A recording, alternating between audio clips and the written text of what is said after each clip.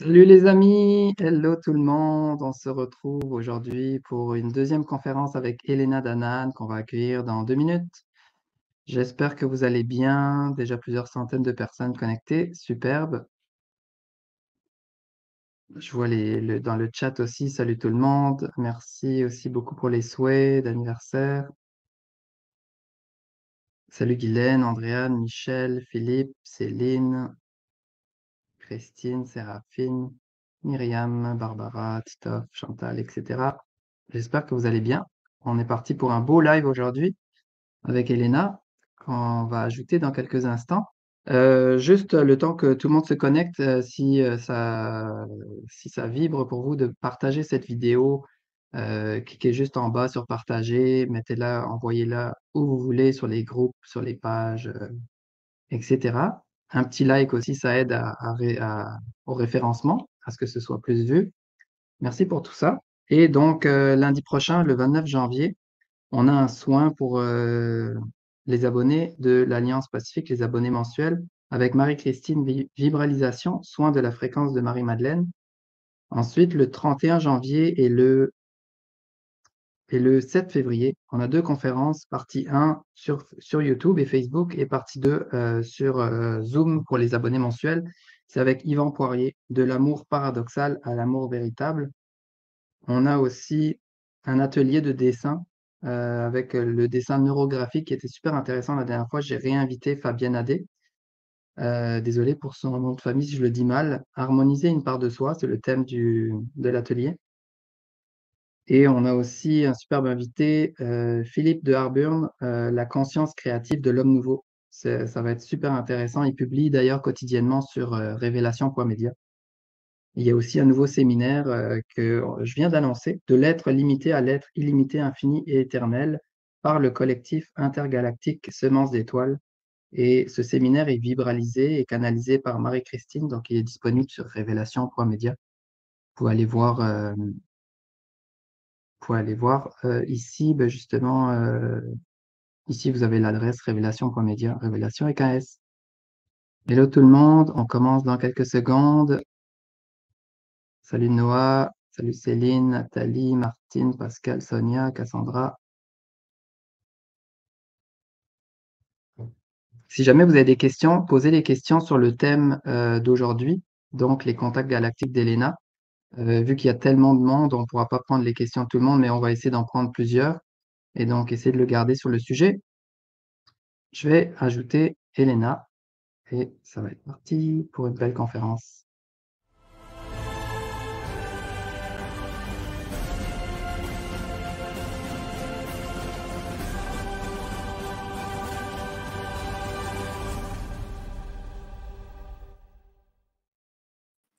Recoucou Elena, Et bonjour.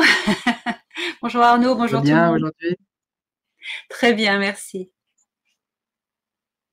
Merci encore d'être là avec nous aujourd'hui. Je sais qu'il y a beaucoup de gens qui attendaient ce rendez-vous et c'est bien qu'on le fasse parce qu'au début c'était censé être pour les abonnés, mais finalement on a décidé que c'était mieux de le faire public pour qu'il y ait plus de personnes qui soient informées de tout ça. Donc tes contacts galactiques et je pense, avant de commencer, est-ce que, en fait, les personnes peuvent te retrouver il y a des personnes qui savent pas qui tu es, qui n'ont pas vu la première conférence qu'on a fait la semaine dernière. Euh, D'ailleurs, elle se retrouve, c'est l'histoire de la planète Terre, dans la description ou sur ma chaîne YouTube, elle est là. Donc, vous pouvez aller voir, c'est beaucoup d'informations qui ont été partagées. Et sinon, vous pouvez retrouver Elena sur elenadanaan.org ou ta chaîne YouTube avec ton nom et prénom. Et voilà. Sinon, aujourd'hui, on va parler de tes contacts. Donc, j'ai préparé toutes les images à partager. Est-ce que je commence direct à partager les images et on y va un par un, ou est-ce que tu veux commencer à partager certaines informations en général? Oui, j'aimerais tout d'abord dire que mes contacts, en fait, sont des contacts physiques. Je ne fais pas de canalisation. Je pourrais, j'en ai fait, mais ce n'est pas la peine puisque j'ai accès à de la technologie et à des déplacements physiques pour rencontrer des gens physiquement. Euh, la canalisation, c'est quelque chose pour moi qui est très aléatoire. On ne sait pas sur qui on tombe de l'autre côté, l'autre bout de la ligne. Ça peut être du tout et n'importe quoi. Et donc, c'est pour ça que je ne fais pas. Effectivement, donc mes contacts, mes communications, quand je suis sur Terre, mes communications se font avec un implant, un communicateur, qui c'est un communicateur quantique, donc ça ne peut pas être hacké, hein, ça peut pas être hacké. Et sinon, c'est comme un talkie-walkie. Je l'active, je sais l'activer, je sais le fermer. Je le sens très physiquement, c'est quelque chose qui est solide. Sinon, je me déplace, je me fais téléporter à bord de vaisseaux et je rencontre des gens physiquement. Quelquefois, là, ils le font plus, mais au cours de ma vie, plusieurs fois, ils se sont téléportés chez moi. Maintenant, c'est plus, maintenant que je suis plus robuste et plus en âge de me téléporter, de voyager, je le fais moi-même. Donc voilà, c'est la façon dont je Et, communique. euh, l'implant que tu utilises, donc pour les gens qui ont pas écouté la partie 1 ou qui te connaissent pas, euh, il t'a été mis, c'est au niveau de la tête, je pense, et ça a été mis justement quand tu as été abducté quand tu étais jeune, c'est ça? Oui, c'est ça. Donc j'ai été enlevée à l'âge de 9 ans et par des grilles de zeta reticuli qui étaient au service des EBAN, le Betelgeuse. Ils me préparaient pour le programme d'hybridation, pour stimuler mes hormones et pour me préparer le corps. Et ils m'ont inséré un implant et, qui était plus un tracker médical en fait. J'ai été sauvée dans le processus par des gens de la Fédération galactique et 2 hommes et qui sont devenus mes contacts par la suite. Et des gens très proches. Bon, il y a ensuite des liens karmiques qui c'est au-delà, j'expliquerai avec chacun d'entre eux. Et ceux-là, donc, quand ils m'ont sauvé, ils ont c'est difficile, j'explique normalement ça en anglais, donc je dois chercher le vocabulaire en français maintenant. Ils ont réattribué la, la, la device, l'implant, à leur fréquence, aux fréquences de la fédération. Ils l'ont grillé et ils l'ont recalibrer, voilà, c'est le mot que je cherchais, aux fréquences de la fédération, comme ça je peux communiquer avec eux. C'est ce que j'ai fait toute ma vie.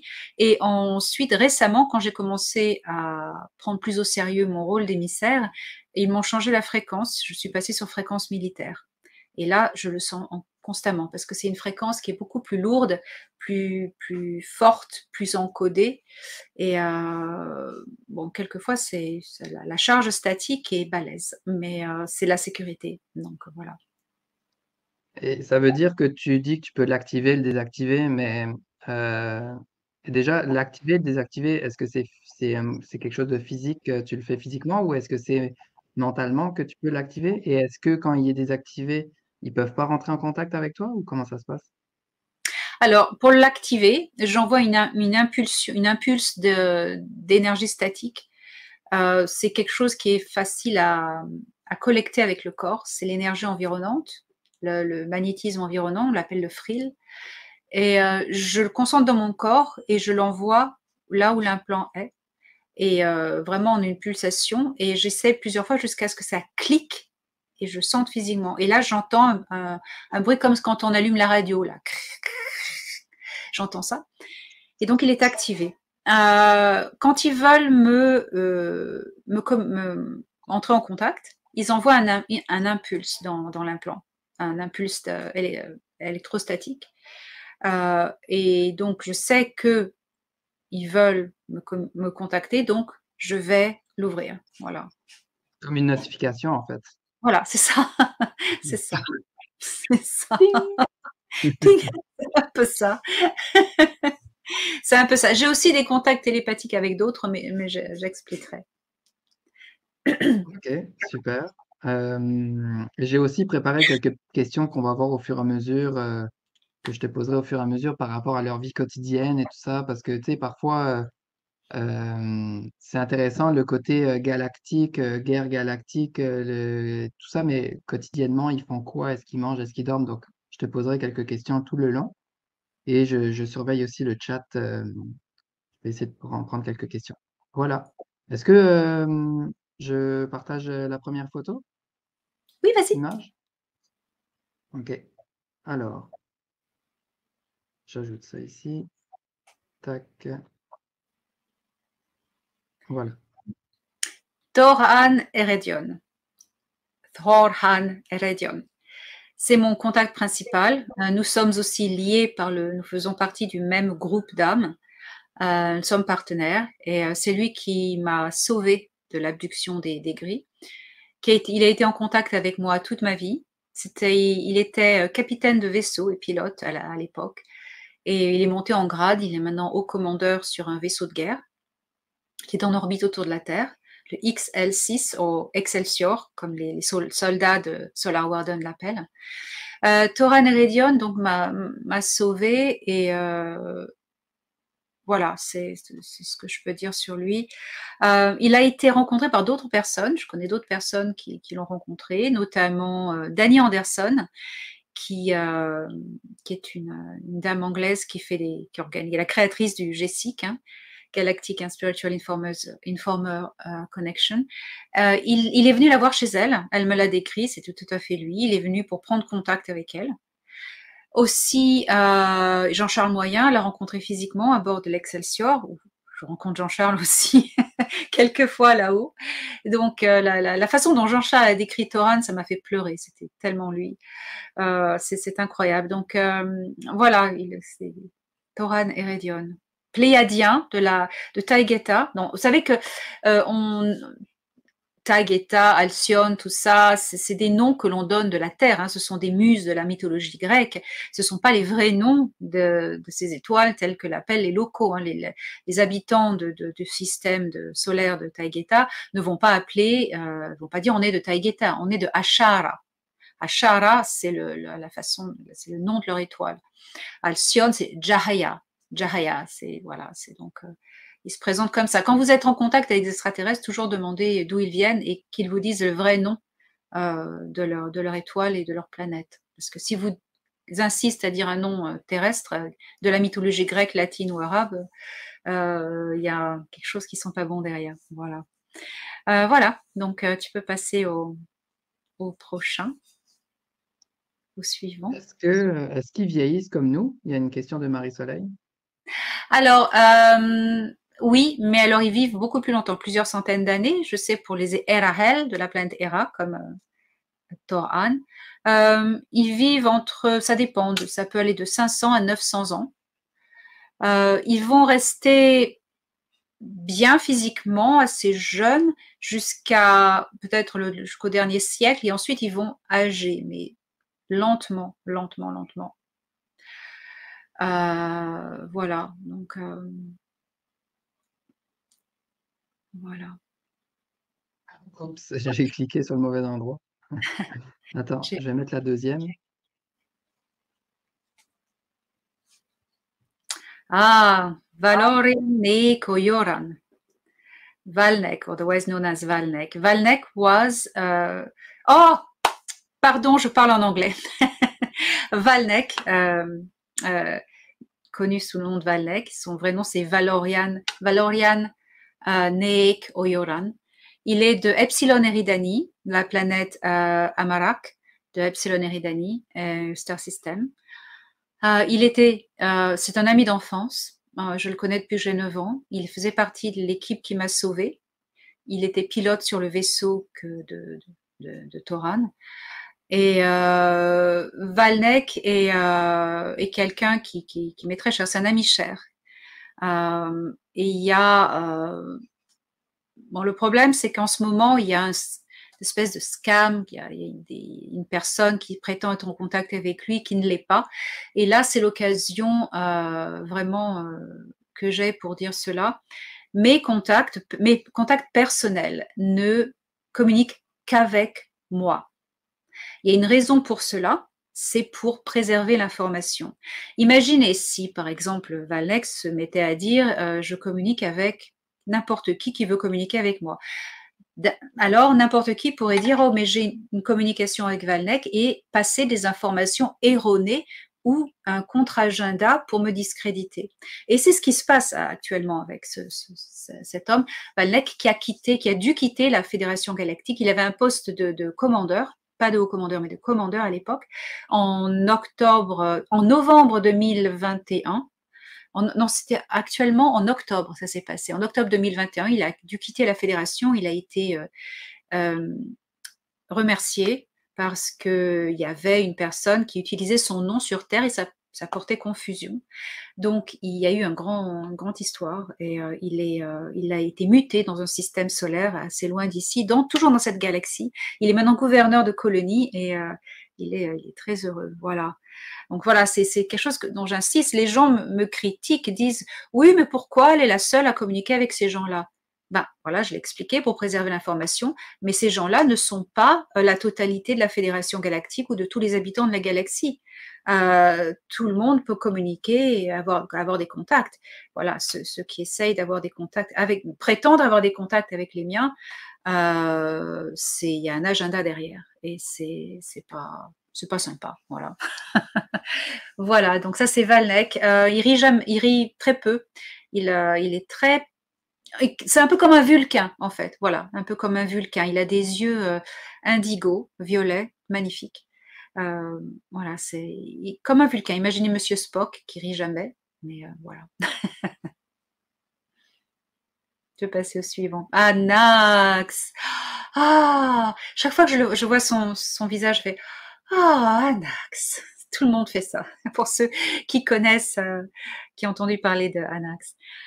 Anax, c'est un Égaroth. Il est du système solaire de Meissa. Il l'appelle Daria. C'est dans la constellation d'Orion. Quand vous regardez Orion, c'est en haut à droite, une petite étoile un peu plus au-dessus de la constellation d'Orion. C'est Meissa. Il est originaire de là-bas. C'est une espèce en soi. C'est ni un gris, quoi qu'il peut être raccordé le plus près de la génétique des gris, mais c'est un mammifère, c'est un plus humain, il est plus humain en fait, hein, c'est une race humaine en fait, les Égaroth. Crâne très allongé, une race spéciale, très doux, très spirituel. Alors, Anax est membre du conseil d'Al-Nilam. On l'appelait avant le conseil des 5 et plus avant le conseil des 9. Le conseil d'Al-Nilam est Al-Nilam, c'est l'étoile centrale dans la ceinture d'Orion, hein, on la perçoit comme l'étoile centrale dans la ceinture d'Orion. Il y a un conseil qui veille à un peu faire la justice et protéger la galaxie, mais plus à un niveau spirituel. On va dire c'est le conseil des Jedi, si vous voyez ce que je veux dire pour les fans de Star Wars. Voilà, Anax. Et Anax, je l'appelle mon père stellaire quelquefois, puisque j'ai un peu de son ADN, pour des raisons de résistance et de force et de plusieurs raisons. Voilà, Anax. Je ne sais pas s'il y a des questions. Ah, Myra. Myra,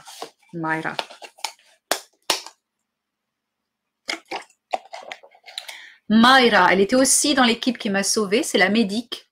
Elle est plutôt elle est exobiologique, mais elle est biologiste, mais elle est spécialisée en technologie médicale, technologie, on va dire, on appellerait ça sur Terre transhumanisme, mais c'est un mot qui ne résonne vraiment pas pour ce qu'elle fait. Elle est voilà, spécialiste en technologie médicale. Voilà. Et donc c'est elle qui a recalibré mon implant. Voilà. Elle est de Sirius B, c'est une Tashkeru. Elle vient de la planète Nayan, dans le système solaire de Sirius B, qui s'appelle Thula. Voilà. Voilà pour Myra.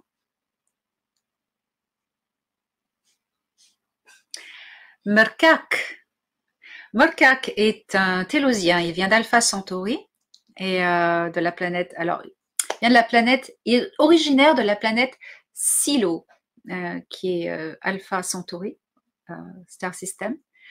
Et il a vécu en fait dans l'intraterre.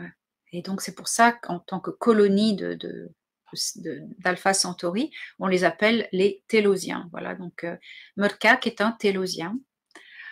Et il y a eu un nettoyage en 2020 et 2021, il y a eu un grand nettoyage des souterrains. Et sous le mont Shasta, il y a eu beaucoup de Télosiens qui ont été libérés. Et mon ami Valnek, donc on a vu précédemment, faisait partie de cette équipe de sauvetage et il a rencontré, c'est ainsi qu'il a rencontré Murkak. Et bon, ils sont devenus partenaires, on va dire, couple. Et voilà, c'est une belle histoire. Murkak est retourné vivre sur Alpha Centauri, mais il se voit régulièrement. Longue distance, relation longue distance, voilà. Melkak, alors lui, je n'ai aucun contact personnel avec lui. Il n'est pas calibré sur mon implant, mais j'ai eu deux contacts avec lui par l'intermédiaire de Valnek, en fait, voilà, qui m'a relayé ces conversations, toujours par l'implant, par la technologie. Parce qu'en fait, pour communiquer avec moi par certains plans, il faut avoir les clés. La clé, tu vois, il n'y a que Toran, Valek, maintenant plus, mais Mayra, Anax, qui ont cet implant. Pour d'autres, c'est différent.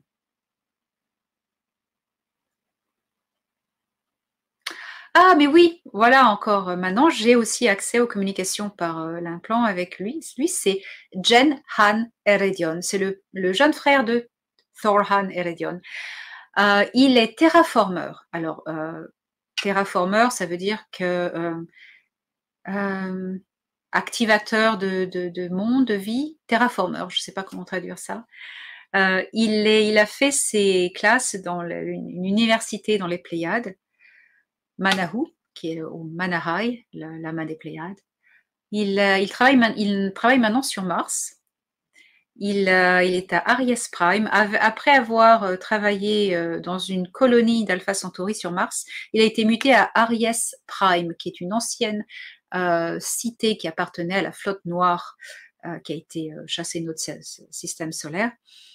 Alors, Jenhan est un peu connu parce que il travaille avec moi-même et Dan Willis, qui est un ingénieur, un scientifique qui a travaillé avec Dr Marcel Vogel, et nous travaillons sur la création d'une machine à fabriquer l'énergie libre utilisant des cristaux. Et donc, voilà, donc basé sur des connaisses extraterrestres. Cette machine a été présentée au dernier GSIC à Orlando. Voilà. On a toujours un travail dessus. C'est bénévole, hein, on ne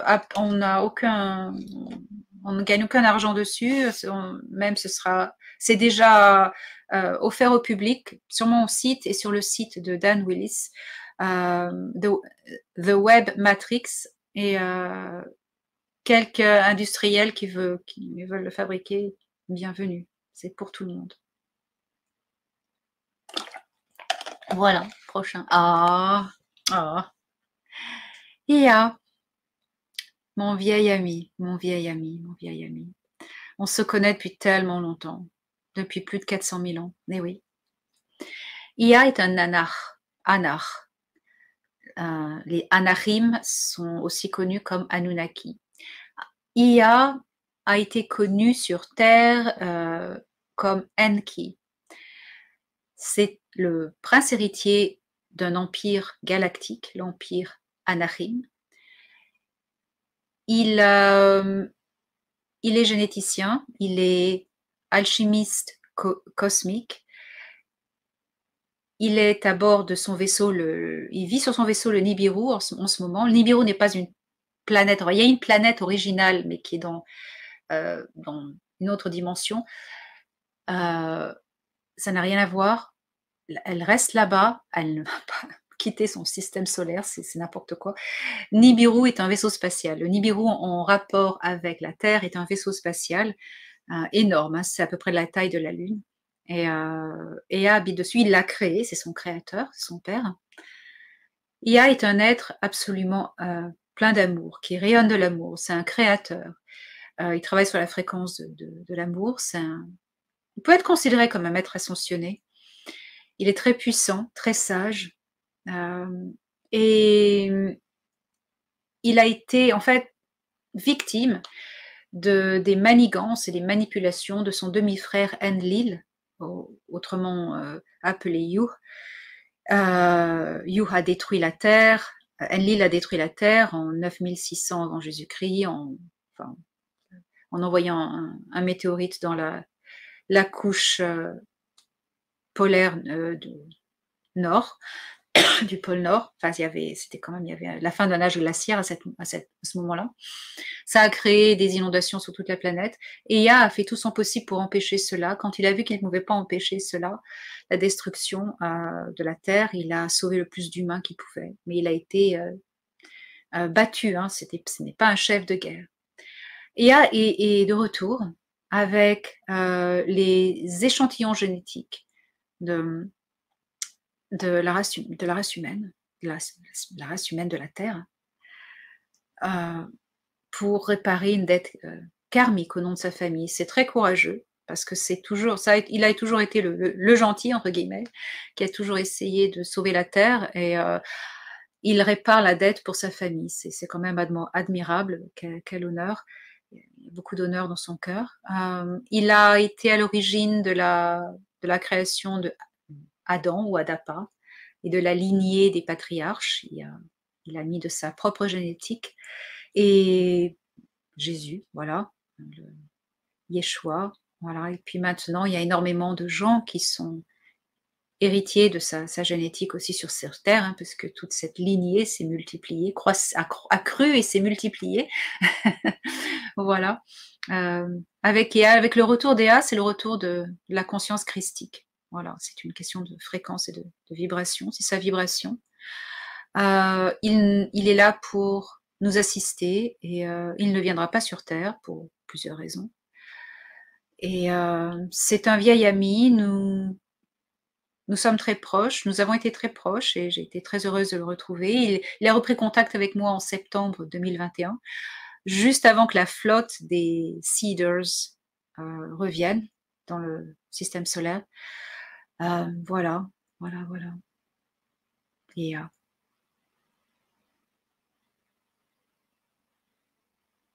Coron est la version future de Thorhan, puisque ils peuvent voyager dans le temps, hein, de toute façon. Moi, je viens aussi de 300 ans dans le futur, un peu plus.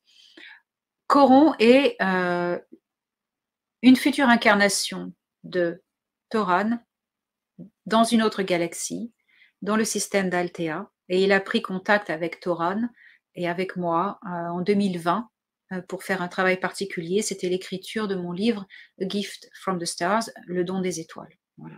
Nous avons travaillé ensemble. Voilà, le suivant. Ça c'est le haut commandeur amiral Ardana. Alors elle est amirale d'un vaisseau de combat, l'Excelsior ou XL6, où Thoran travaille. Et voilà, donc elle est pléiadienne, de Hera aussi. Une femme très forte, très très forte, très dure, très forte. Voilà, je travaille avec elle, je suis en contact avec elle. Je n'ai pas vraiment eu beaucoup de communication avec elle par l'implant, c'est surtout physique quand je vais là-haut. Voilà. Un petit peu suivant. Taïel. Taïel est aussi un amiral, voilà, d'un amiral à un autre amiral. Il est amiral de la flotte Altean, des Seeders, donc de la Confédération intergalactique, amiral de la flotte qui est en Altean, qui est en ce moment en orbite de Jupiter. Voilà. Il est aussi, alors il est le partenaire de Una, on va parler plus loin de Una, ils sont partenaires, et il fait partie de mon groupe d'âmes stellaires aussi. Voilà, le suivant.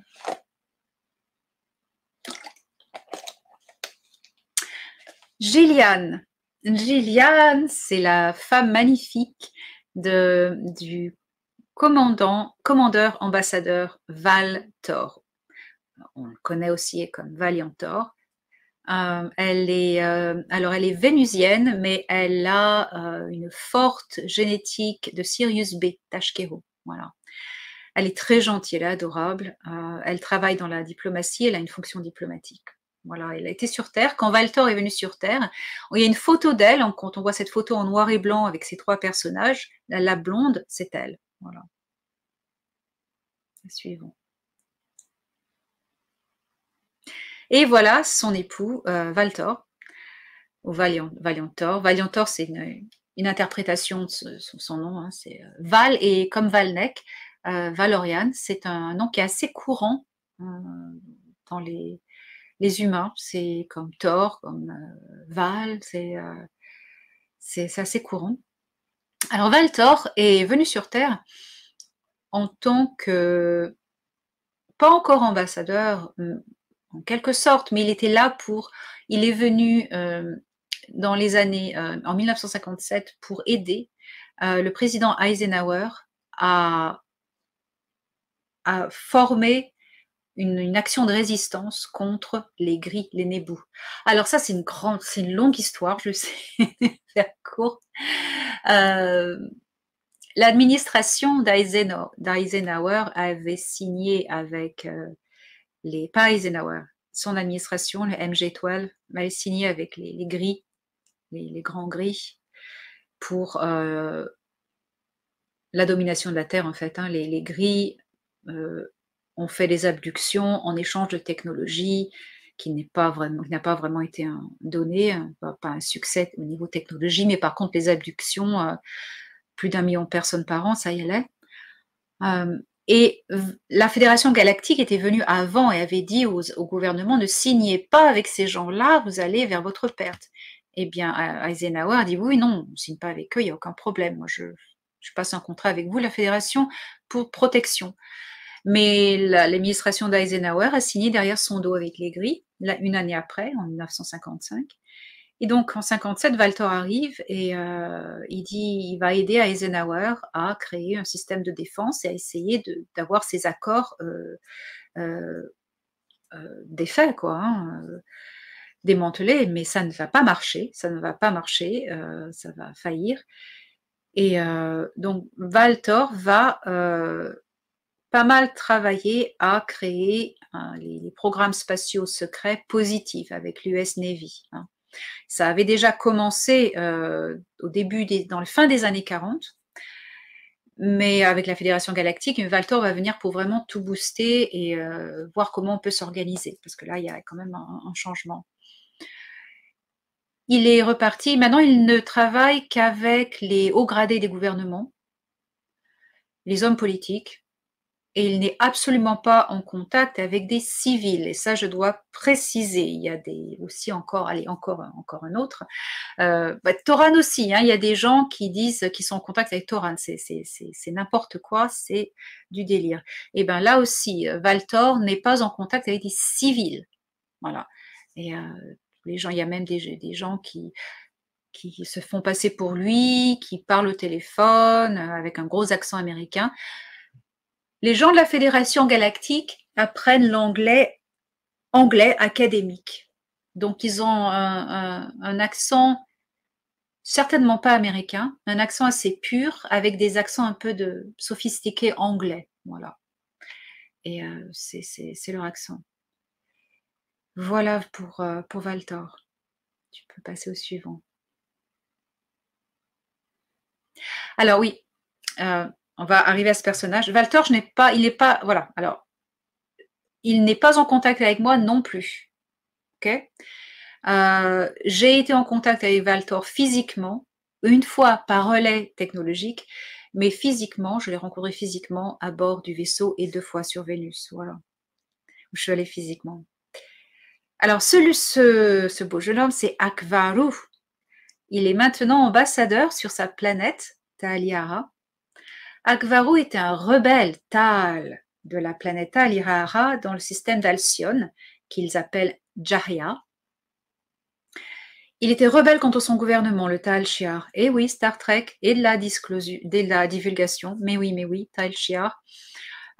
C'était le Tal Shiar est un gouvernement qui a trahi les Pléiadiens. Ils ont été formés par des renégats échappés du système de Taygeta. Ils ont voulu créer leur propre gouvernement dans Alcyone et ils ont fait des accords avec les Sicars reptiliens, les Gris, Nebu, le Dominion, la Dark Fleet, la flotte noire, les nazis, et oui, ils ont été en Antarctique aussi, ceux d'Alcyone, ils ont été assez, vraiment, vraiment du côté de l'ombre.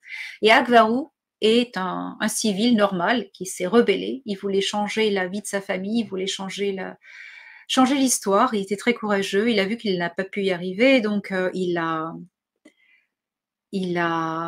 est parti, il s'est enrôlé pour la Fédération Galactique, il a demandé de l'aide. Et là, ils l'ont formé à devenir ambassadeur. Et maintenant, à un niveau diplomatique, il peut faire quelque chose pour sa planète. Et il travaille assez bien, hein, vraiment. D'ailleurs, demain, dans mon Star Nation News, je vais parler d'Agvaru, il a un message. Les choses semblent bien se passer sur Talihara. Donc voilà, je l'ai rencontré physiquement et à 2 reprises par un relais technologique, par l'implant avec Partoran. Voilà, Agvaru.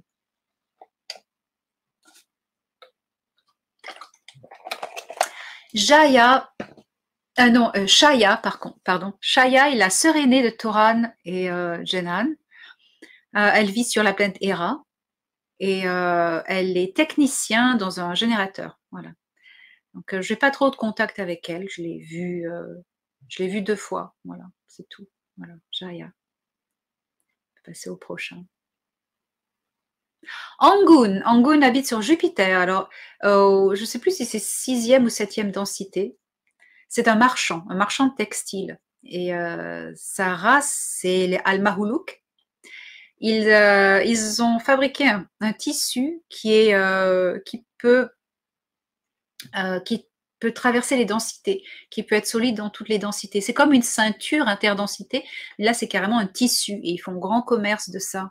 Alors, Angun a sympathisé avec Toran à l'époque où Toran allait faire des rapports à la base de l'Ashtar Galactic Command qui est dans la haute atmosphère de Jupiter.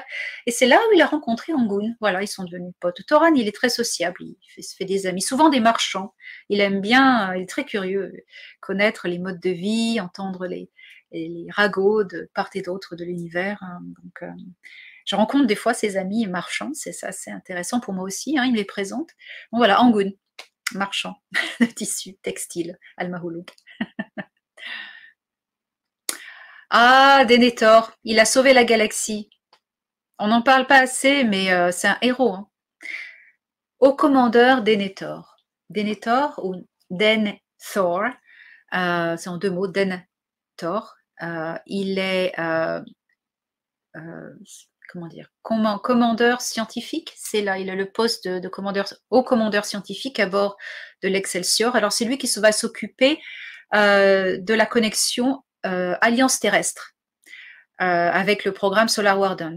C'est lui qui fait la liaison avec le côté technique de Solar Warden et des programmes spatiaux franco-américains. Et donc comment il a sauvé la galaxie. Alors lui, je l'ai rencontré physiquement plusieurs fois. La première fois, ça m'a fait très peur parce qu'il avait une assistante, une menthe religieuse, enfin une mentide. C'est la première fois que je rencontrais une mentide et ça m'a marqué à vie. Ça marque tout le monde à vie de toute façon la première fois qu'on rencontre une mentide parce que ça fait peur. C'est impressionnant, c'est très impressionnant. J'en vois des vertes et des pas mûres là-haut, mais alors là, une mentide, pourquoi c'est impressionnant? Parce que ce sont des êtres interdimensionnels. Donc, elles dégagent une aura, un vortex, un champ de torsion autour de leur corps qui nous déstabilise en fait. Et même mentalement, elles sont très télépathiques. Elles ont un contact direct, elles nous lisent de haut en bas, de fond en comble. C'est très dérangeant. Et la rencontre avec une mentide, c'est impressionnant. Donc c'est son assistante, Meisha. Denethor, comment il a sauvé la galaxie? C'est lui qui a craqué le code de la ruche d'Orion. Hive, de la ruche d'Orion, voilà, des gris.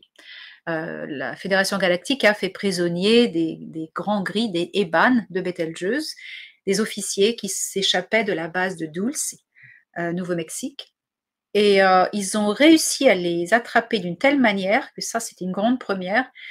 Ils les ont figés de suite et ils ont pu trouvé le code de fréquence qui les relie à la ruche d'Orion, et ils ont envoyé un petit virus sympa. Voilà, et c'est le héros, c'est lui, Denethor. C'est grâce à lui que nous allons avoir un futur libre. Voilà, c'est lui. Céladion. Alors là, il rigole pas, mais il rigole tout le temps en fait. Je vais vous parler de Céladion. Céladion, un jeune pléiadien plein de peps et d'énergie. Il faisait partie de l'équipe qui m'a sauvée lorsque j'avais 9 ans. Il est pilote, il est toujours pilote pour la fédération. Il est de Héra aussi, dans les Pléiades, même planète que Thoran et sa famille. Et Ardana aussi. Alors, ce que j'aime bien, ce qui m'amuse avec Céladion, c'est son énergie. Bon, il faut parler des choses comme elles sont. Céladion n'a pas de partenaire fixe et il adore tout essayer. Sexuellement, on va le dire. Il est très, c'est sa vie. Il aime ça. Donc, il est marrant, il est rigolo. J'arrive pas à suivre.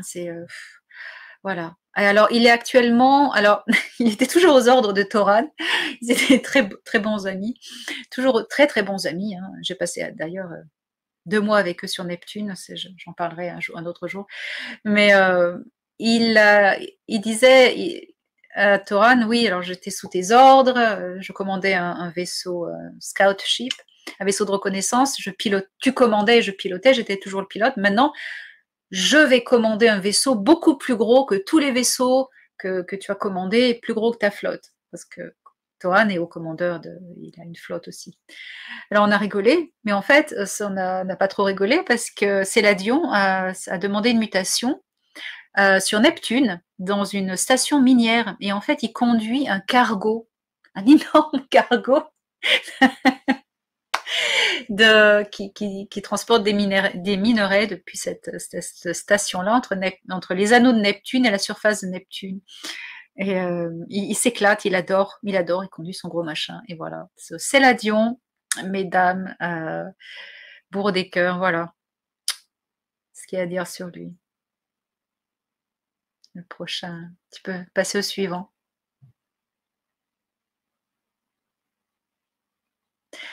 Arnaud. Arnaud. Peut-être que ça marche pas. Est-ce que tu m'as envoyé un message? Attends.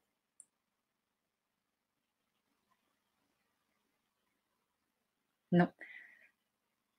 Hello Arnaud. Normalement, c'est mon internet qui ne marche pas.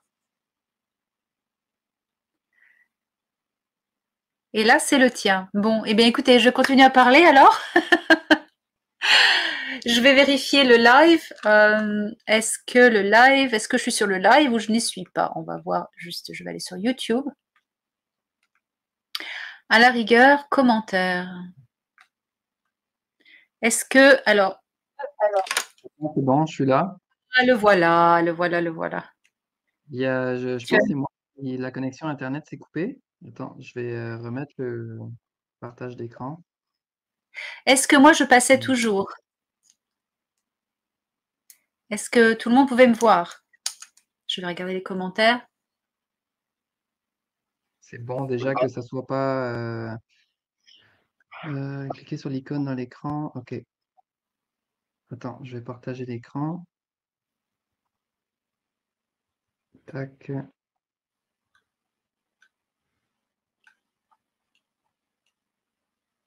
Est-ce que tout le monde a pu suivre lorsque je parlais de Oui, tout est Céladion? OK. Ah, j'avoue que peut-être que ça avait coupé. Oui, vous avez tout entendu lorsque j'ai parlé de Céladion? OK, c'est juste moi qui a été déconnecté. OK. C'est juste toi qui étais Oui, c'est déconnecté. bon. Donc c'est super, on n'a rien perdu. Oui, super. T'étais encore sur cette image-là ou est-ce que Oui, j'avance? voilà, Je sais j'avais plus fini. là. Ouais. En fait, j'avais fini de parler de Céladion. Il y a eu quoi? 10 secondes. 10 secondes où je t'ai OK. dit, passer le suivant. Juste 10 secondes, c'était pas beaucoup. Ah, Archelios. Archelios. Lui, ce n'est pas un extraterrestre, c'est un terrien. Il habite dans l'intraterre. Alors, Archelios, je suis en contact juste pour cette incarnation. Nous avons un contact télépathique. Je l'ai rencontré physiquement à 2 reprises lors de mes voyages dans l'intraterre. Archelios est de 4e densité. Il est ancêtre, il est chaman, magicien, sorcier. C'est pour ça qu'il peut communiquer facilement avec moi. Pourquoi? Comment je suis liée à cet homme? Cet homme est un des ancêtres de la lignée du corps que j'occupe. Voilà, du côté de ma mère. Ma mère a des ancêtres de l'île de Gotland, dans la mer Baltique, et les Tuatha Dé Danann ont colonisé l'île de Gotland, et donc c'est pour ça d'où vient mon nom. Je porte le nom de ma grand-mère. C'est pas mon nom de naissance, mais Danann, c'est le nom de naissance de ma grand-mère que j'ai repris. Voilà, parce que je trouvais ça cool. Ça me correspondait plus. De toute façon, voilà. Lui, c'est un des ancêtres. Donc, l'ADN est une fréquence, est une antenne. On peut communiquer. Vous pouvez communiquer avec vos ancêtres. Et il a pris contact avec moi. D'ailleurs, c'est lui qui m'a accueilli quand je me suis incarnée.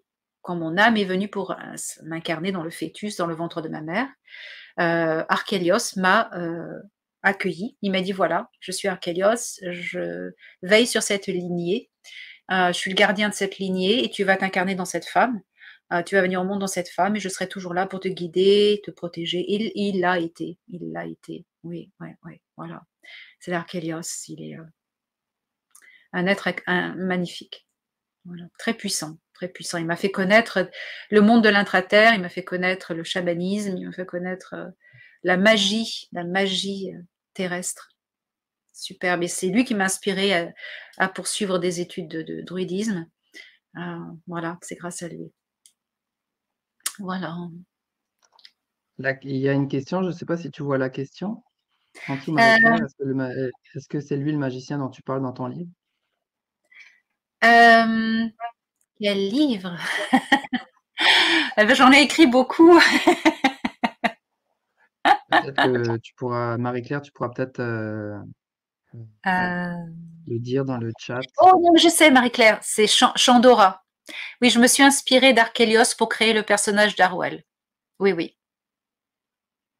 Ce n'est pas Arwell, ce n'est pas les mêmes, mais je me suis inspirée de lui physiquement et aussi parce que c'est magiquement. Voilà. Et, voilà, ça a été une inspiration. Una, ma sœur Altéane, elle fait partie du même groupe que moi.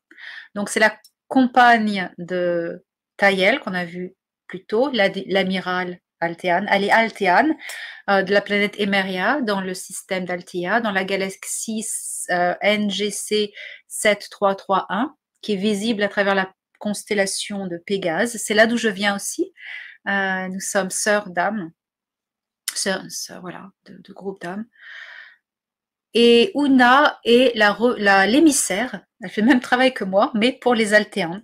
Les Altéans. Émissaire pour les Altéans. Et dans ce système solaire. Voilà. Elle est très grande. Les Altéans sont très très grands. Elle a repris contact avec moi quand ils sont arrivés dans ce système solaire en octobre 2021. Il y a beaucoup de choses qui sont passées en fin d'année 2021. Ah oui, Anne qui est revenue avec la conscience christique, les Seeders sont revenus, les gardiens, on peut les appeler comme ça. Là, ça a été un moment incroyable. Voilà, Una. Donc, elle, je suis en contact par télépathie ou physiquement quand je vais lui rendre visite, quand je vais à bord de son vaisseau. J'adore aller à bord du vaisseau où elle habite, qui est donc le vaisseau de Tayel, qui est en vaisseau amiral de Tayel, qui est parqué derrière Jupiter. Parce qu'en fait, les Altéans ont une technologie à base de cristaux. C'est tout des cristaux partout. Les cristaux sont des transpondeurs interdensité. Et l'atmosphère, là, c'est on oublie tout, on oublie tous ses soucis, on oublie le stress, on oublie les interrogations, on connecte avec son âme, avec source. C'est magnifique, c'est une sérénité incroyable, incroyable. Voilà, Ouna, ma chère Ouna. Tu peux passer au suivant. Et on a encore perdu Arnaud. Non, je suis là, je suis là. Non, Il mais est en là. fait, c'était la fin, tu m'as fait hésiter, mais on avait fait le tour. D'accord. Bon, bah écoute, j'essayais d'aller vite pour qu'on ait du temps pour les questions, si on en a. Oui, j'ai les questions devant moi. Donc, désolé les amis si on ne pourra pas prendre toutes les questions. Il y a déjà au-dessus de 100 questions. Euh, bon, il y a des petites questions qui sont quand même rapides. Sont-ils tous beaux et parfaits physiquement? Parce que c'est vrai que quand on voit les images, ils sont tous magnifiques, mais qu'est-ce que tu aurais à répondre sur ça? Euh,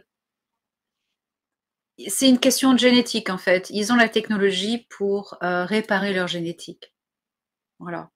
Donc dès qu'il y a ils vont être blessés ou avoir une malformation génétique, ils vont être réparés tout de suite. Après, au niveau de la corpulence, ils mangent sainement. Voilà.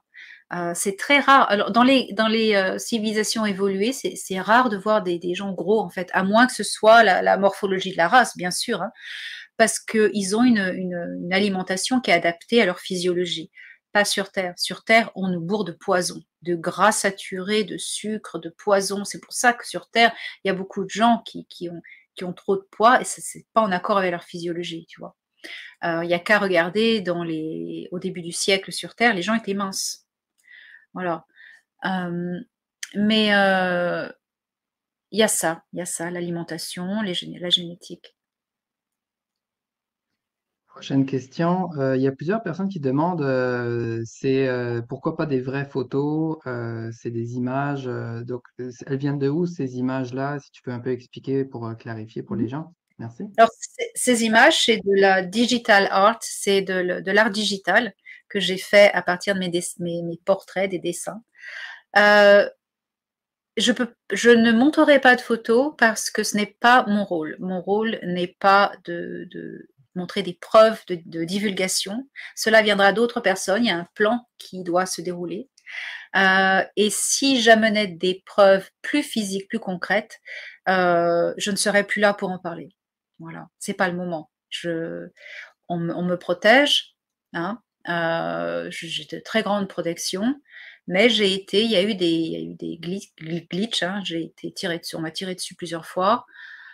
Si j'amenais des preuves encore plus physiques, telles que des photos ou des objets physiques, j'ai des objets physiques, je ne les montre pas. euh, je serais, je serais plus là pour en parler, je crois. Aussi, une question qui est revenue à plusieurs reprises. Pourquoi c'est principalement des êtres avec la peau blanche et pas avec la peau plus foncée ou d'autres styles d'êtres? Il y a de tout, de tout, de tout dans l'univers. Toutes les couleurs, toutes les formes, tous les états de matière. Mes contacts sont ce qui sont des races auxquelles ils appartiennent. Mais il y a, comme je dis, il y a une diversité incroyable, hein. Donc, tout existe. Et une question de Cynthia. Parce que j'imagine il y en a beaucoup qui sont curieux, qui aimeraient rentrer en contact avec et qui demandent un contact fiable, mais je pense que ça fonctionne pas comme ça. Est-ce que tu veux nous Non. l'expliquer? Pour contacter des extraterrestres, il y a deux raisons, deux solutions. Et c'est tout. La première solution est la technologie. Vous devez avoir un appareil technologique qui vous interface avec une technologie équivalente à distance. Ça, il y a ça, technologie. Deuxième solution est, si vous êtes un starseed, vous pouvez entrer en contact avec votre famille d'âmes, votre groupe d'âmes, et être en contact avec eux. Et là, vous serez en contact avec des extraterrestres, mais c'est votre groupe d'âmes. Voilà. Et ça, il n'y a qu'un moyen pour y arriver, c'est d'aller à l'intérieur de soi-même et de découvrir qui l'on est. Et déjà, vous rencontrez un extraterrestre de suite, si vous êtes un starseed. Et cet être-là va être en contact avec son groupe d'âmes, comment on dit, son cluster, voilà, groupe d'âmes. Et il n'y a qu'en allant vers l'intérieur, se mettant en vibration avec sa propre fréquence. C'est tout. Il n'y a que ces deux moyens-là. Si vous êtes né sur Terre, vous n'êtes pas un starseed, eh ben, il y a, par la technologie, c'est tout. Qu'est-ce que je voulais dire? Une chose aussi, oui, donc, alors je déconseille fortement d'essayer de canaliser les Arcturiens, les Pléiadiens, les machins, les trucs. Vous savez pas sur quoi vous allez tomber. La sphère astrale éthérique de la Terre est bourrée de petits démons, de petits et de grands démons, qui attendent qu'une chose, c'est que vous ouvriez toutes vos papilles pour pouvoir entrer dedans et prétendre être les Arcturiens, les Pléiadiens, les machins, les ça. Il y a beaucoup de gens, c'est devenu une mode, je canalise ci, je canalise ça, mais faut faire attention. C'est pas en s'ouvrant et en essayant de capter ce qui vient. Quand il s'agit d'ouvrir ces écoutilles pour communiquer avec on ne sait pas quoi, ce qui est autour, soyez conscient que vous n'êtes, dans ce cas-là, vous n'êtes pas l'espèce la plus intelligente. Il y a plus fort que vous. Donc ne faites pas ça. C'est comme le spiritisme, le Ouija, c'est exactement la même chose, la canalisation. Le seul moyen, si vous n'avez pas de technologie, et si vous êtes un starseed, c'est de communiquer avec vous-même et avec votre groupe d'âmes. Et alors là, c'est fantastique, c'est merveilleux. C'est une expérience très émotionnelle et vous pouvez parler télépathiquement avec eux, passer des messages, apprendre aux autres tout ce qui est à propos de votre culture, d'où vous venez, c'est magnifique. Voilà, mais la canalisation sauvage, moi je suis crue là-dessus. Faites attention, faites attention, faites attention. Vous avez toutes les possibilités en vous. Pourquoi chercher ailleurs? Voilà, c'est ça. Tout le monde peut le faire. Merci Elena. Prochaine question de Jody. Bonsoir. Est-ce qu'ils choisissent le moment de leur mort en conscience, contrairement à nous? Certaines espèces, bon pas tous, il peut y avoir des accidents, hein, d'accord, ou une guerre, mais le moment venu, ça je sais. Alors, au niveau des Pléiadiens, des Erahel, la race de Thoran, je sais qu'ils font ça souvent, oui, en conscience. Ils décident que c'est le moment et ils vont se déconnecter. Ouais. Certains font ça. Pas tous, mais certains font ça. Ouais. Oui, parce qu'on le sait on sait très bien que c'est pas normal sur cette planète qui nous garde souffrants et des années parce Ah qu'on oui. sait très bien que le côté les médicaments, les traitements et tout ça, ça rapporte beaucoup. Donc Voilà, voilà, on sait tout à comment ça fait. Ah fonctionne. oui, l'espèce humaine vit beaucoup plus longtemps, naturellement, plusieurs centaines d'années. Hein. C'est sur Terre, on nous a, comment dire, dénaturer la génétique pour qu'on vive, on n'atteigne même pas une centaine d'années. Parce que qu'est-ce qui se passe si, quand vous atteignez un certain âge, vous commencez à comprendre ce qui se passe. Okay, vous avez accumulé certains niveaux de sagesse et de connaissance et vous commencez à vous rendre compte de ce qui se passe. Imaginez, vous vivez encore 100 années de plus. Mais là, vous allez vraiment vous rendre compte de ce qui se passe et vous allez peut-être changer le monde. Et vous allez devenir tellement sage et inspirant pour tout le monde. Tout le monde peut devenir des maîtres ascensionnés si on vit plusieurs années. La race humaine peut devenir une race très sage en sagesse spirituelle si nous retournons à notre longévité originelle. Et ça va arriver. Voilà. Prochaine question. Désolé, hein, j'essaie de faire le tri parce qu'il y en a tellement, je les vois pas C'est tous. dur, je sais. Il y a beaucoup. Marie-Soleil demande dans quelle langue communiquent-ils étant donné qu'ils sont de diverses origines? Alors, j'ai dans mon communicateur, j'ai un traducteur universel qui traduit les langues de la fédération. Ça ne traduit pas par exemple les gris. Quand j'ai été en contact, mais pas physique. Il y a 2 ans, je faisais une petite enquête pour. C'est un petit projet que j'avais avec Toran. Bon, je l'ai laissé tomber parce que j'avais pas le temps. Je voulais interviewer des grilles pour leur demander. Hey, c'est quoi ton agenda, blabla. Et Toran m'a dit, mais t'es folle. Il m'a dit, mais par contre, on a des prisonniers sur l'Excelsior. Oh, bonjour toi. Oh, il est beau. Tu es beau, toi. Mais tu es beau. Oh, il est parti. Il est timide. Je suis sûre qu'elle n'est pas timide. Toran m'a dit, oui, on a des prisonniers sur l'Excelsior et je peux aller les voir et tu te mets en contact avec moi et je vais te passer les visuels et je transmets et je traduis pour toi. Ok, on a fait ça et il est allé les voir et là j'ai donc communication avec un gris.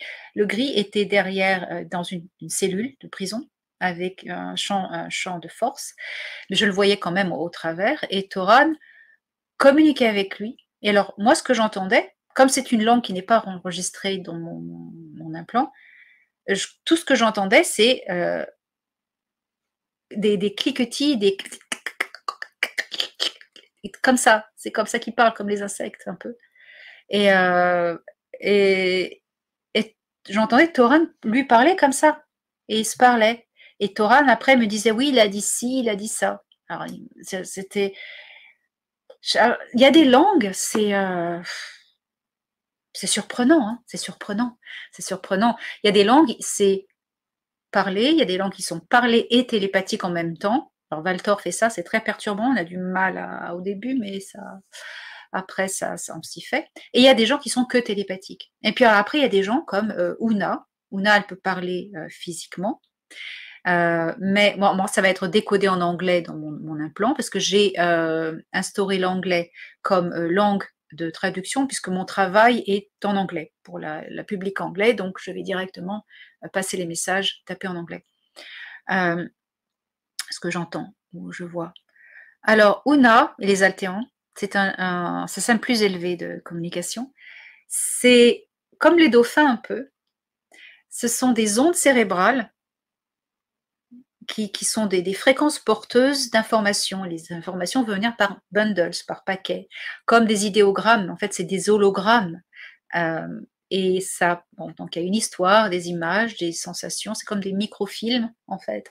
Et quand tu les reçois, ça se développe, ça apparaît dans ta tête et ça se décode, en fait. Quand il y a un langage, c'est basé sur le langage de la personne. Donc, c'est l'anglais pour moi.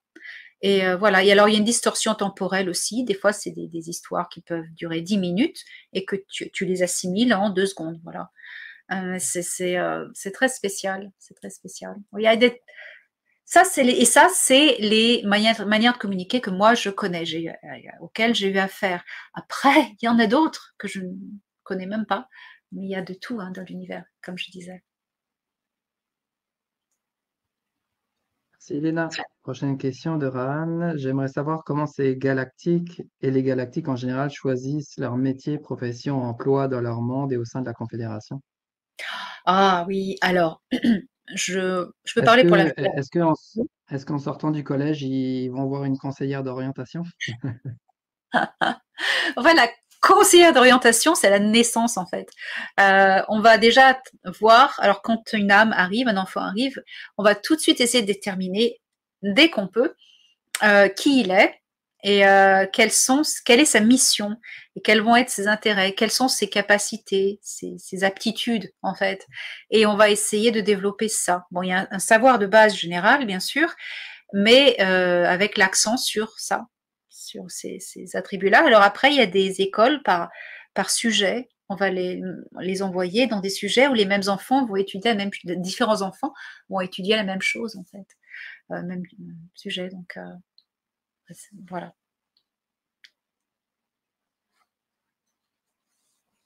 Prochaine question. Moi, j'avais une question aussi. Dans leur vie quotidienne, Est-ce que ils doivent prendre des... Parce que je sais qu'ils ont souvent, ils ont des combinaisons spécifiques moulées à leur corps, fait sur mesure et tout ça, avec la technologie dedans et tout ça. Mais en dessous, est-ce qu'ils transpirent? Est-ce qu'ils doivent prendre une douche? Est-ce que leur douche, ils rentrent dans une petite cabine comme nous avec de l'eau, ils mettent du savon? Comment ça se passe? Alors, les combinaisons, moi j'en ai essayé une, actuellement 2 fois. La première fois, c'était oh là, c'est génial ce truc. Ces combinaisons-là sont des secondes peaux en fait. C'est des sont des comment dire, devices, ce sont des c'est ça a une intelligence artificielle. Voilà, c'est ce que je veux dire. Quand on rentre de ces combinaisons, elles vont se mouler au corps, elles vont s'adapter à la pression sanguine, au rythme cardiaque, à la fréquence, et c'est cette combinaison qui va permettre de réguler la température, le rythme cardiaque, la respiration, tout, le système nerveux dans des conditions d'environnement différents et de voyage spatial aussi, où la pression est différente. Sont comme des organes vivants en fait. Alors quand on rentre dedans, c'est comme du spandex en fait. On rentre dedans et ça va se mouler à son corps. Donc il y a toujours un moment de surprise. Et s'il nous arrive je n'ai pas essayé, je précise, s'il nous arrive de vouloir aller aux toilettes, on est dans cette combinaison, dans un vaisseau, on peut pas, il n'y a pas moyen. Il y a un système de recyclage. Voilà, il y a un système de recyclage. Je n'ai pas voulu savoir plus. C'est tout ce qu'il y a à Parce qu'ils savoir. boivent et ils mangent aussi pour la plupart. Ben, j'imagine qu'ils peuvent. euh, ben, ça dépend des races, j'imagine, mais est-ce qu'il y en a qui mangent pas et qui se nourrissent différemment, ou est-ce qu'ils mangent tous physiquement, ou c'est plus pour le plaisir qu'ils font ça, ou... Alors, à partir du moment d'un organisme naît, se développe et meurt, il se nourrit. Voilà, il se nourrit, il recycle, il va aux toilettes. Voilà, il se nourrit, il transpire, il va aux toilettes, il digère. Voilà. Ça, c'est la règle générale. Bon, après, il y a des espèces qui sont non humaines, qui se nourrissent des fois de substances qu'ils produisent eux-mêmes. C'est comme un recyclage. C'est assez intéressant. Ou qui ne se nourrissent pas. Mais là, on rentre dans des densités assez élevées. Assez élevées. Euh, donc, alors pour se laver, moi j'ai été aux toilettes sur l'Excelsior plusieurs fois, j'ai pris des douches aussi plusieurs fois, donc j'ai pu expérimenter. Au niveau des toilettes, puisqu'on en parle, euh, alors on s'assoit et on fait nos petites affaires et il y a un jet de liquide qui est le même jet qu'on va avoir dans la douche. C'est un liquide c'est ionisé en fait, ça désinfecte extrêmement bien et ça sent un peu comme marin, un peu la mer, l'iode, un peu. Ça sent très très bon. Et c'est ces infectants qui nous est projeté et pour nous sécher, pour nous voilà, nettoyer. Et notre petite affaire tombe dans une espèce de puits qui se referme. Ça passe dans un conduit et un peu plus loin derrière parce que moi j'ai expliqué comment ça, j'ai demandé comment qu'on m'explique. J'étais intriguée. Ça va être dématérialisé, détruit quoi, dématérialisé à base de plasma. Voilà, démolécularisé. Voilà, et c'est sans danger, sans danger. Et là, les douches, c'est le même liquide. Alors, les douches, il y a trois solutions. Trois options. Enfin, les douches que j'ai essayées, c'était trois options. C'est pas toujours le cas. Hein. Ça, c'était à bord de l'Excelsior, donc c'est ce que je peux décrire. Euh, donc, on rentre, c'est comme une douche normale, mais on va rentrer, il y a des trous de haut en bas sur les côtés et deux portes vitrées, des trous de sur le côté. Et on choisit, il y a un petit bouton, truc en tout, sur le mur. On va choisir, normalement, c'est le liquide, c'est le plus agréable. C'est tiède, ça sent bon, c'est sympa. De l'eau toute simple ou une radiation ionisante. Et là, c'est pas très agréable, mais il y a des gens qui préfèrent. Voilà, donc ça vient des petits jets, donc on tourne comme ça. puis après on est séché, comme les Et voitures. donc l'eau pour se laver, pour boire et tout ça et qu'ils ont besoin, j'imagine peut-être pour des plantes ou des choses comme ça, sur leur vaisseau vient dépendamment de la planète, parce qu'il y a de l'eau un peu partout sur les planètes, j'imagine. Donc, Il y a de l'eau même dans l'espace, de partout. ok, ok. Ouais. Il y a aussi des astéroïdes justement que c'est justement de la glace et tout ça. Donc, je ne me connais pas Oui. trop là-dedans, mais Oui, ok. oui, tout à fait. L'eau, elle est présente de partout dans l'univers. Question. Florent demande pourquoi tu ne parles pas des Mayas, des Zoulous et des Olmecs? Oh, j'ai pas encore eu le temps. Je parle des Olmecs dans mon livre Le don des étoiles. C'est dans le dictionnaire des races qui visitent notre planète. Je parle des Olmecs. Olmeca, oui. Non, parce que je n'ai pas eu l'opportunité, mais il y aurait à dire aussi. Merci. Euh, je sais pas c'est quoi le nom de la personne, mais bonjour, un starseed, c'est forcément sa première vie sur Terre ou peut-il avoir été incarné sur Terre plusieurs vies, y compris depuis l'Atlantide? Mais bien sûr, plusieurs vies, c'est très très possible. Oui, oui. Les starseeds, c'est pas forcément la première vie ici. Ouais, il n'y a pas de règle de toute façon. Non, non. Euh, je regarde.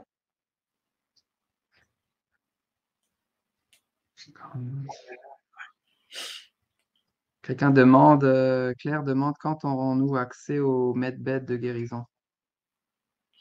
Quand les gouvernements de l'ombre seront tous désactivés, ne seront plus au pouvoir. Parce que tant qu'ils sont au pouvoir, on ne peut pas avoir accès à ces lits médicaux parce que ben, si, admettons, un hôpital va mettre à disposition ces lits médicaux, et ben, l'État sombre va tout de suite aller fermer l'hôpital et c'est fini. Même détruire les lits. Alors ces lits sont euh, produits en masse sur la Lune depuis assez longtemps. J'en avais parlé dans mes vidéos depuis assez longtemps. Depuis que la Lune a été libérée en fait, en 2001 toujours, février 2001 je crois. L'Alliance terrestre a repris les bases lunaires et Luna Opération Commande notamment, où ils ont transformé ceci en usine et d'abord en hub médical. Et puis, vous savez, la Lune c'est creux à l'intérieur, donc c'est des usines à l'intérieur. C'est assez impressionnant. Ils fabriquent des vaisseaux, des lits médicaux, des voitures. C'est assez hallucinant. Euh, il y a aussi plusieurs questions par rapport, qu'est-ce que tu penses, tu sais, dans le côté spirituel, on parle beaucoup des anges, des archanges, des maîtres ascensionnés, tout ça. Est-ce que c'est aussi des galactiques sous une autre forme ou c'est juste un nom que les humains ont mis sur quelque chose ou est-ce que c'est illusion Alors ça, c'est vaste, mais pour résumer le sujet, il y a deux choses.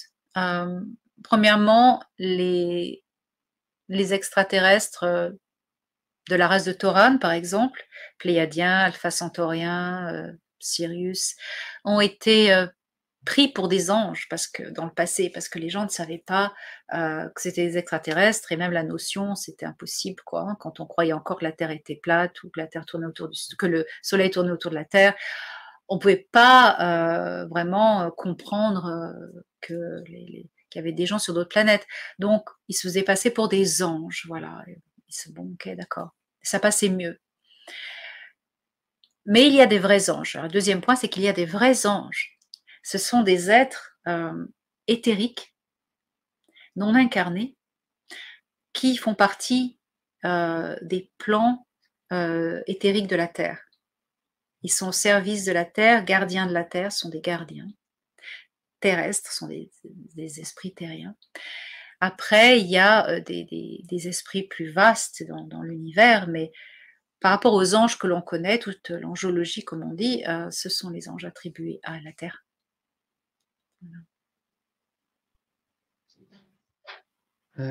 Prochaine question. J'imagine que tous ces par exemple, pour les contacts que tu as passés à travers aujourd'hui, ils ont tous des agendas différents. Donc ils sont pas et leurs agendas sont, sont pas forcément tous, liés à seulement à la planète Terre. Ça peut être aussi pour, concernant d'autres galaxies, d'autres mondes. Question un peu Alors, vaste, mais quand tu dis agenda, ce sont leurs agendas sont tous positifs, positifs. travail ou Voilà. Alors leur propos en fait, leur but. Euh, la, la plupart de tous mes contacts travaillent pour la Fédération Galactique. La plupart de mes contacts travaillent soit pour la Fédération Galactique, soit pour la Confédération Intergalactique ou le Conseil des Cinq. Donc, ce sont tous des organisations à but de protection de la vie, de défendre la justice, de tout ça. Donc, ils ont des buts communs, en fait, déjà, agenda commun, tous ces gens-là, qui aident de protéger la vie, d'accompagner la vie, euh, et de nous donner les moyens de lutter contre nos propres démons.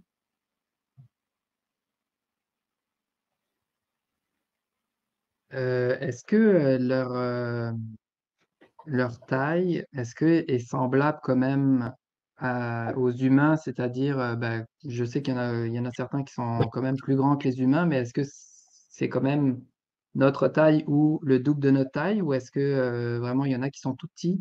Ou est-ce qu'il y en a vraiment des géants aussi que tu as déjà rencontrés? Il y a toutes les tailles, il y a plusieurs tailles, il y a même des géants.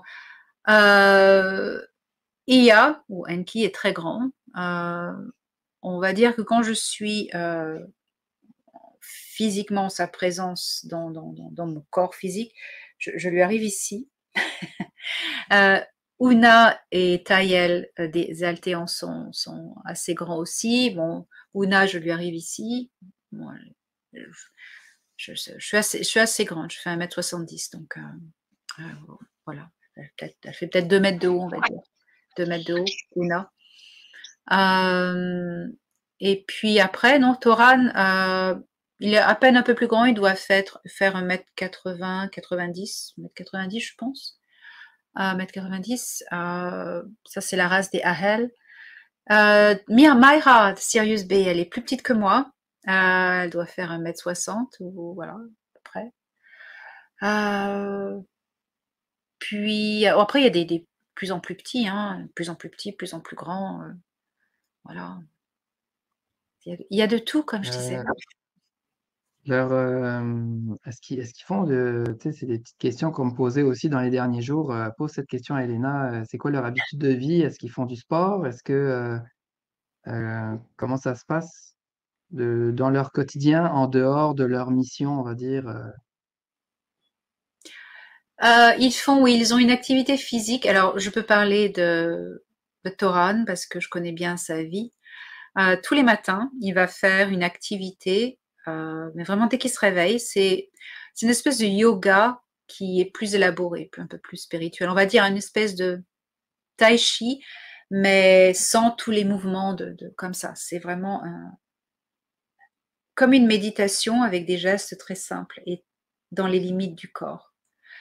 C'est la circulation du ki, du frill, de l'énergie vitale, et la circulation du ki et du frill à travers notre énergie vitale. Donc, il va commencer la journée dans un état de balance, dans une fréquence de paix, d'amour et de lumière. Comme ça, toutes les actions qu'il va faire vont être réfléchies et bien posées, vont venir du bon endroit. Ils font pas vraiment d'activité physique parce qu'ils ont déjà un bon métabolisme. Bon, voilà. Et puis, ils bougent assez. Hein, je sais que les Pléiadiens, oh là là, les Ahel, pas les Tal, mais les Ahel, ils ont une énergie très hyper active. C'est dur à suivre des fois. Mais donc, ils n'ont pas besoin de sport. Il y en a, pour ça, c'est les Ahel. Après, il y en a qui font des choses différemment. Et donc, tu dis quand ils se lèvent le matin, donc ils dorment tous? Ou est-ce qu'il y a des races qui ont pas besoin de dormir? Ou est-ce que, Il y ils a des dorment races qui ont moins pas d'heures que nous? Bah, Il y a des races l'heure, qui ont après, pas le temps besoin n'est de pas dormir. pareil chez eux non plus, là.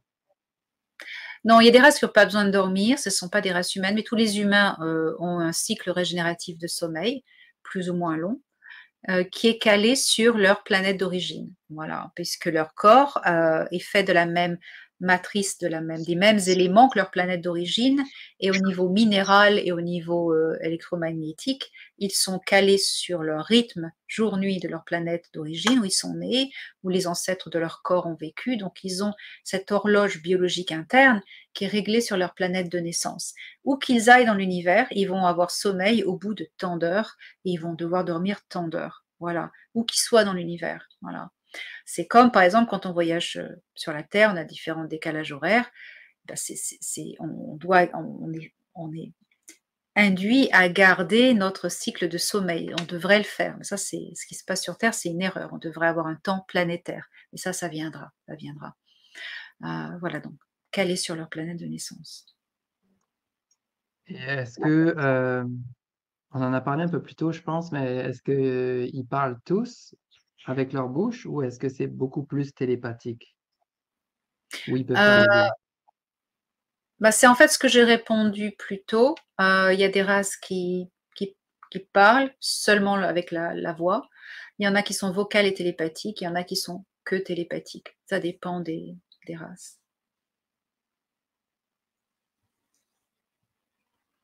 Euh,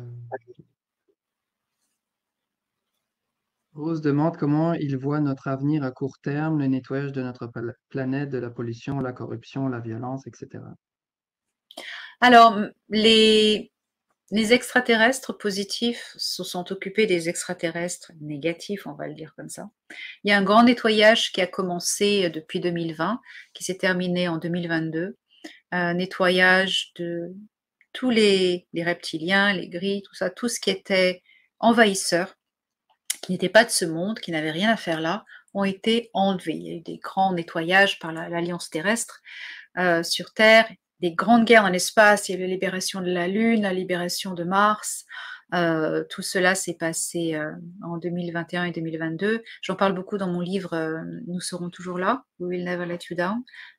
Je raconte tout le processus. Et maintenant, sur Terre, eh bien, les humains doivent s'occuper du problème des humains. Voilà, c'est à nous de le faire.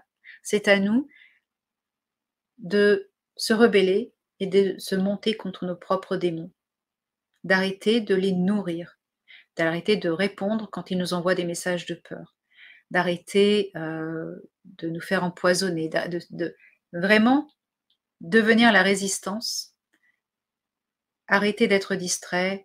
Si on ne nourrit plus la bête va mourir de faim et va finir par mourir. Donc, apprendre à dire non, voilà, et apprendre à manifester un futur positif, qui est déjà là, mais bon, le renforcer pour que ça arrive plus vite. C'est à nous de le faire. Ça fait partie de l'évolution. Ce sont les lois de l'évolution. C'est comme ça. C'est comme ça. Ils ne peuvent pas le Merci. faire à notre Question place. de Jean. Pardon? Ils ne peuvent pas le faire à notre place. Ouais, attendre les sauveurs, comme on l'a dit dans la semaine Alors voilà, dernière. tous les trucs New Age, attendez, vous allez être sauvés ou emmenés dans des vaisseaux, ça c'est de la gnognotte parce que c'est pour rendre les gens passifs, pour distraire les gens. Parce que pendant que vous attendez un sauveur qui ne viendra jamais, pour un flash solaire qui ne viendra jamais, vous ne faites rien. Vous ne faites pas le travail de reconnecter avec votre puissance intérieure, reconnecter avec qui vous êtes et découvrir le pouvoir de votre conscience. Vous ne le faites pas tant que vous êtes là, j'attends le sauveur. Voilà, c'est ça le piège. N'attendez pas. Il n'y a pas, on est déjà, ça fait un moment qu'il faut plus attendre, qu'il faut agir là. Il faut arrêter d'attendre. On a la solution, c'est nous, c'est tout le monde. C'est pas des extraterrestres vont venir du ciel. Ils sont là, mais ils ont fait leur job et ils nous assistent. Mais c'est à nous de passer notre graduation, de faire ce qu'on a à faire. Il faut arrêter d'attendre des trucs. C'est un Attendre piège, sur ça. des dates, attendre sur des êtres, attendre sur. C'est ça, et l'attente mène toujours à la déception de toute façon, hein, donc, Et oui, voilà, après, alors finalement, après, les gens, ils finissent par être déçus et ils jettent tout. Comme on dit, jeter le bébé avec l'eau du bain. Voilà, c'est ça. Tu vois C'est ça le truc. Non, faut arrêter. Dès que c'est un narratif, alors vaisseau Jérusalem, il faut aller dans les vaisseaux qui vont venir nous sauver, le flash solaire qui va nous activer, oh là là, ou les comètes, ou je sais pas quoi. Ça suffit tout ça. Faut aller à l'intérieur de nous, on a les clés, et ils veulent pas qu'on fasse ça. C'est pour ça qu'ils nous envoient tous ces narratifs. Mais ne faites rien, attendez. Non, mais bien sûr, oui. Pendant ce temps, on se fait empoisonner, on se fait picouser, on se fait tout faire. Tu vois? Donc, allez, on a tous la solution. Jean-Marie demande, l'au-delà après la mort, est-ce que c'est des espaces galactiques?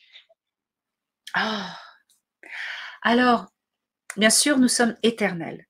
L'âme est éternelle, quelle que soit l'espèce, parce que nous sommes une fractale de source, créateur source. Créateur source, c'est une méga conscience. Et cette conscience envoie sans arrêt des petits bouts d'elle-même pour aller habiter la matière. Ça, c'est les âmes. Constamment. Ça bombarde partout. Et une âme va s'incarner sur une planète, dans un organisme très simple et suivre le cours de l'évolution. Un jour, cette âme aura oublié qu'elle est faite de la même substance en conscience que la source. Et le truc, c'est de se souvenir de ça.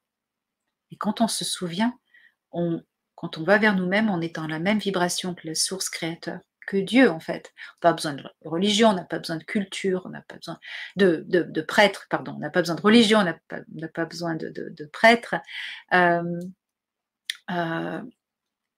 d'église, je veux dire church. Church est devenu culture en traduction. Pas besoin d'église, pas besoin on a la connexion directe.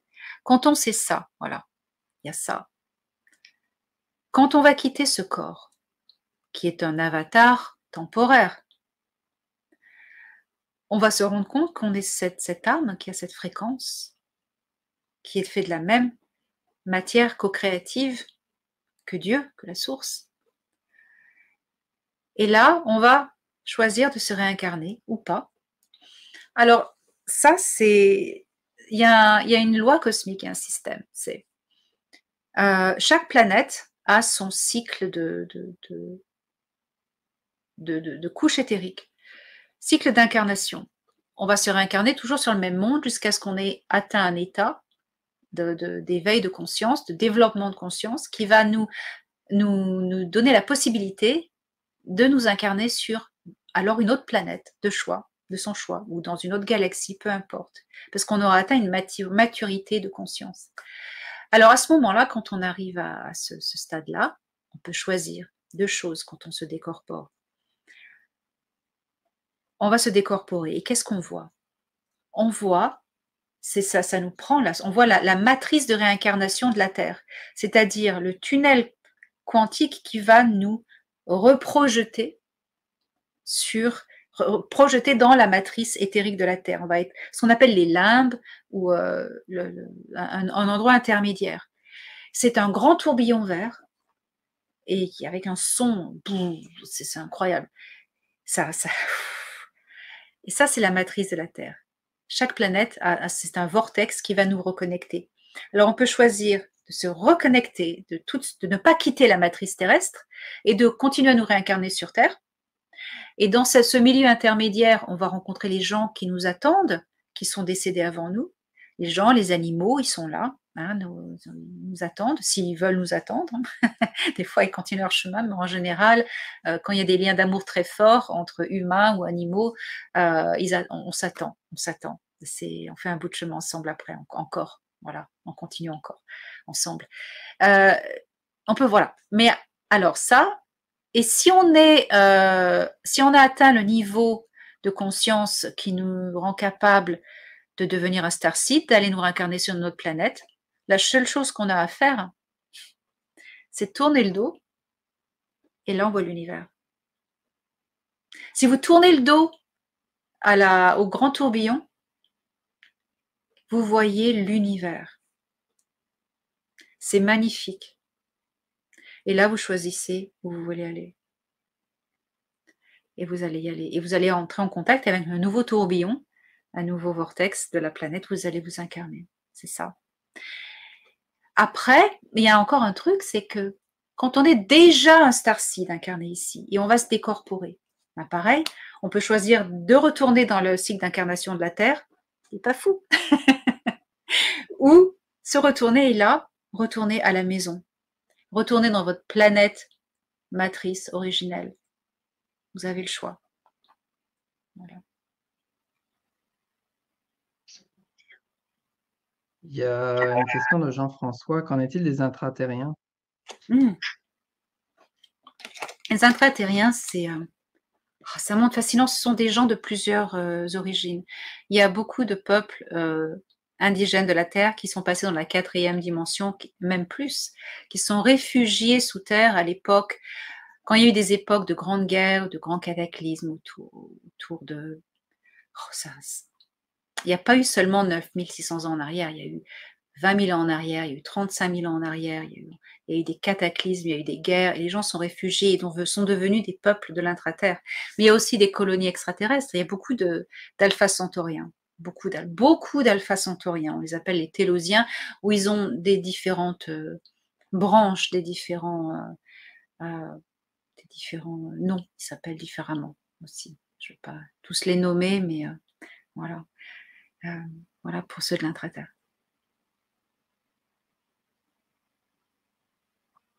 Question de Coco. Qu'en est-il des animaux sur les autres planètes? Comme sur Terre, on a des chats ou des chiens comme animaux de compagnie. Est-ce qu'il y a aussi des choses semblables, mais j'imagine que c'est pas ton animal, mais c'est un animal qui est plus libre. C'est très terrien d'avoir son animal à soi, là, je pense. Alors, je pense pas que ce soit très terrien. Je pense que sur d'autres planètes, il y a des choses comme des animaux de compagnie. Personnellement, je connais beaucoup, je suis très familiarisée avec les cultures des Pléiades, puisque ma vie précédente a été sur Héra. Je m'en souviens très très très bien. Alors les animaux sont plus comme des compagnons, ils ne nous appartiennent pas. Alors on les invite à venir dans notre maison, on les nourrit, mais s'ils veulent partir, ils partent. C'est pas nos animaux, ce sont des compagnons. Voilà, et c'est comme une espèce frère, voilà, ou sœur. Je suis obligé de couper mon son parce qu'il y a mon perroquet en haut vous le voyez pas, mais il est en train de rire depuis 15 minutes. Il fait, donc, ouais, un petit poulet cosmique. Trop mignon. Euh,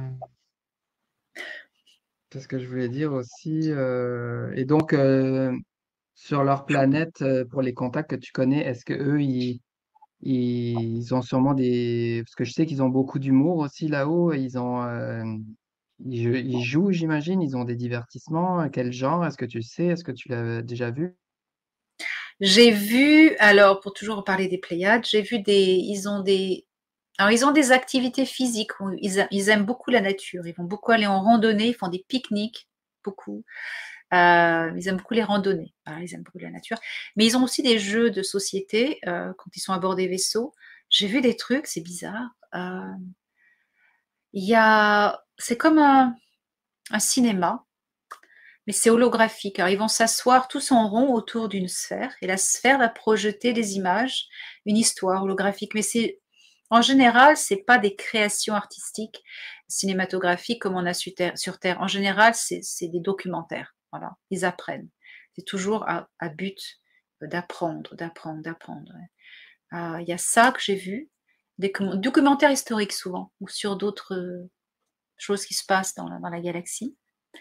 Il y a aussi des jeux de société qui impliquent, c'est très mental, c'est très intellectuel, avec des calculations, à bouger des pièces par la pensée, mais il faut faire des calculations, c'est pour construire des trucs.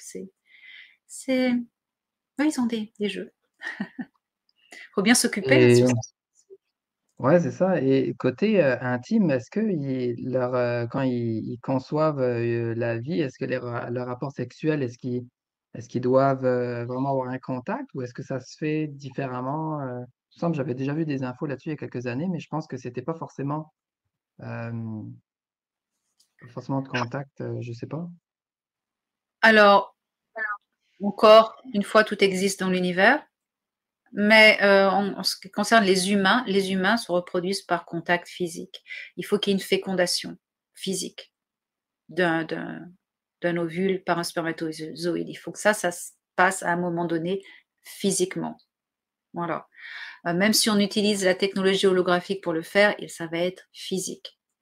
Bon, ça, on peut faire les choses in vitro, mais pourquoi faire ça quand on peut avoir du plaisir?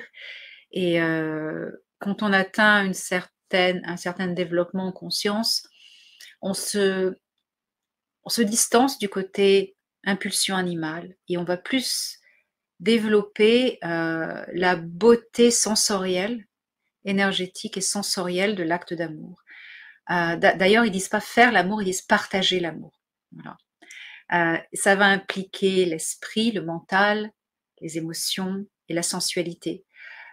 Et ça projette sur des niveaux de conscience extraordinaires. Donc ça, ils vont pas s'en priver. Mais il y a pour les humains, ce qui est humain, oui, tout ce qui est humain, il faut contact physique.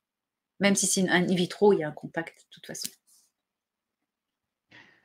Super. On est à 1 heure et demie passée. Je sais que tu as beaucoup de choses à faire aussi. Je trouve que c'est bien de finir sur ce sujet-là. C'est des belles énergies. Et merci.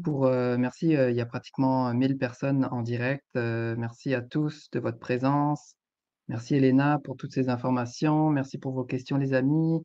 Et retrouvez Elena, je vais le remettre ici quelques secondes. De toute façon, vous avez tous les détails en description. Donc, vous pouvez retrouver Elena sur elenadanaan.org ou sur la chaîne YouTube du même nom. Sinon, vous pouvez aussi voir le calendrier de l'Alliance Pacifique sur alliancepacifique.podia.com. Tout est en description de toute façon. Et voilà. Donc, merci à tous. Merci pour les précieux partages. Merci encore, Elena. Avec plaisir, avec plaisir. Merci Arnaud. Merci tout le monde. Bye tout le monde.